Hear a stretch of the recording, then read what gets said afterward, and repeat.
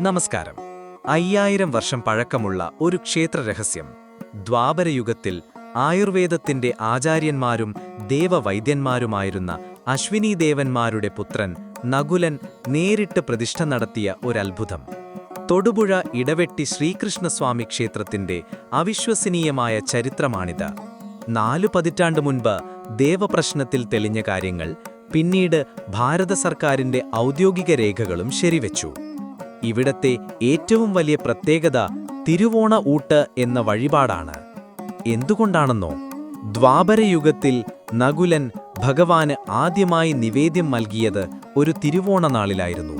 സന്തുഷ്ടനായ ഭഗവാൻ നകുലന് മുന്നിൽ പ്രത്യക്ഷനായി അനുഗ്രഹിച്ചുവെന്നാണ് വിശ്വാസം. അതുകൊണ്ടുതന്നെ ഈ തിരുവോണ ഊട്ടിൽ പങ്കെടുത്ത് പ്രാർത്ഥിച്ചാൽ നടക്കാത്ത കാര്യങ്ങളില്ല എന്നാണ് വിശ്വാസം.